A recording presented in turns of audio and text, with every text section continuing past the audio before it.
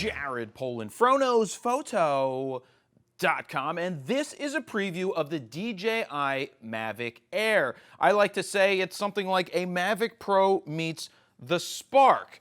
Now the difference is we own a Mavic Pro, it's foldable, it's also pretty large compared to what a Spark looks like. Now I have a Spark right here, and the problem is when we first got the Spark, you're like, why doesn't this fold? Why don't these things fold in and make it even more compact? Because trying to pack this into your pocket isn't as easy with it not being foldable. Well, now the DJI Mavic Air is foldable. It fits between the DJI Mavic Pro and the Spark, though after I tell you about the specs, you may think that the Mavic Air is a better option than the Pro. Now they built in a 3-axis gimbal, which they say is the first drone of its size to have a 3-axis gimbal that is protected. Now I say that's important because in the Mavic Pro, if you've ever used it, the gimbal just bounces and wobbles and jiggles and jangles and you think you're gonna break it. And basically you will, because I've had to send it back twice to be repaired at DJI. Once, when I was shooting straight up or straight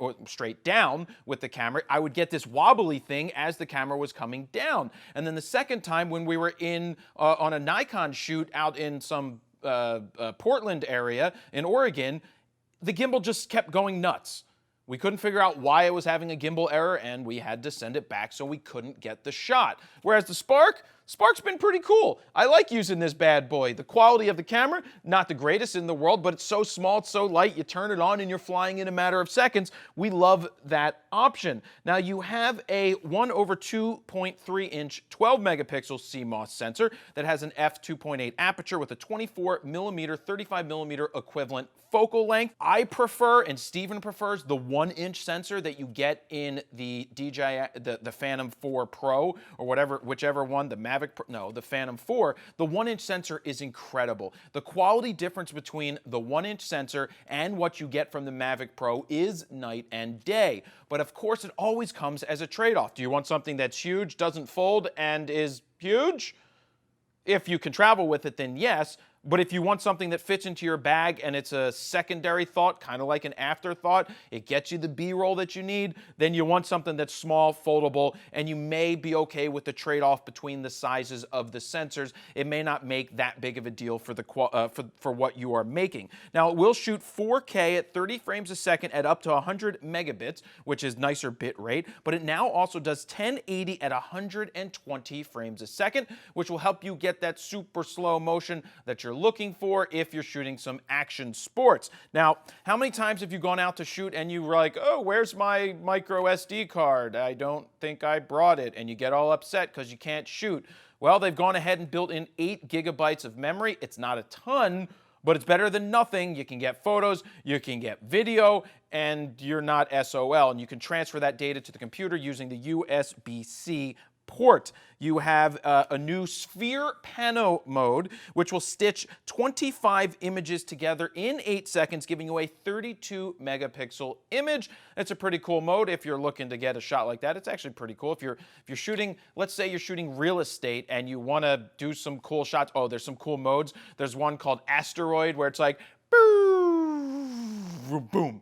You can see it on the screen. It looks pretty cool. That could be good for somebody who does real estate, and it would be cool to be able to fly this. Yeah, speaking of flying the DJI Mavic Air through a house, check this out. They now have 3D environmental sensing with 7 cameras. That means there's cameras on the back, there's cameras facing forward, there's cameras facing down. And in the past, when we've tested out the obstacle avoidance, it's been great, but what happens is when you press forward on the stick, boom, it stops right in front of the obstacle. Well, now this one is smart and can sense its environment and go around or above the obstacle. So imagine flying that through the house for a realtor. That would be a really great way of showcasing a house, especially if you're not going to crash into the walls. Now, it can fly for 21 minutes, which is 6 minutes less than what the Mavic Pro can do, but you can buy the Fly More package, and it comes with 2 extra batteries, so I think you would have 3 total. You know, an hour's worth of flight time isn't that bad, and you could plug it into the car, or you could have a portable charger,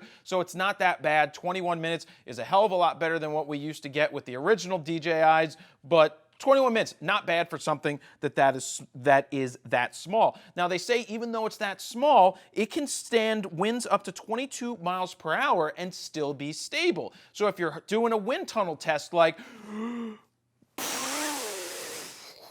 it can withstand that up to 22 miles an hour. Now, how fast does it fly? 42 miles per hour in sport mode. I've flown this Spark in its sport mode, and it's nimble, and it's quick, and I can only imagine that the Mavic Air is going to be just as good when you're flying it there. There's also a new remote, and one of the things that people complained about the most is that the joysticks, you can't really put it in your pocket. Now you can pop the joysticks out, store them inside the controller itself, and it gives it a smaller profile, thus allowing you to put that in one pocket and putting the Mavic Air in the other pocket, or putting them both in the same pocket because it's going to be awfully small to carry around. Now, what is the price? $799. Or $999 with the Fly More package, which is what I would recommend to get the extra batteries, the prop guards, and all the extra accessories. They're also going to be selling filters that they haven't done in the past, so now they're going to get into the filter game so that you can buy filters for the Mavic Air. Now, how much was the Spark? The Spark was $499. They just dropped it to $399 because I was going to say, what's the point of spending $500 on a Spark when for $799 you can get the Mavic Air, but this thing has just dropped to $400. So if you want to play around with a drone and you want to have some fun, go pick up a Spark. Comes in a bunch of colors. This Mavic Air right here comes in a bunch of different colors. I think 3. You got red, you got white, you got some kind of black reflective thing.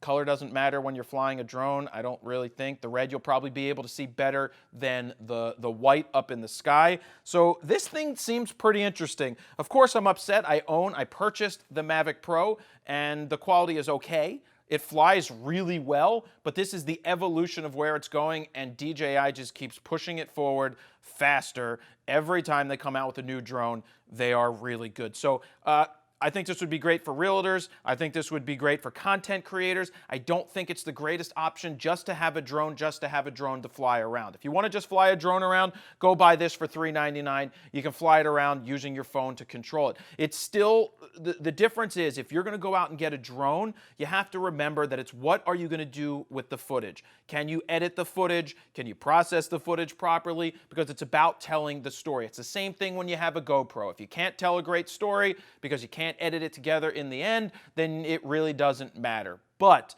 this thing looks really cool. I can't wait to get my hands on it. It's something that we will take with us on the road anywhere because it folds up. This thing, still harder to take because the case, look at this case. Hold on, I'm getting up. The case that it came with is this big. I don't want a case this big for a thing this big that should have folded up in the first place. I just hit the tripod.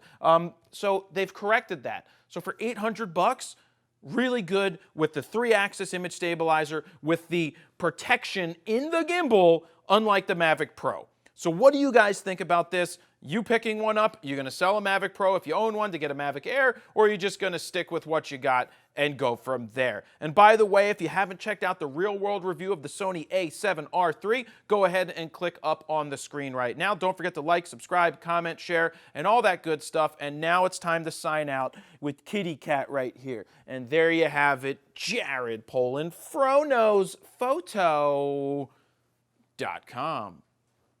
See ya.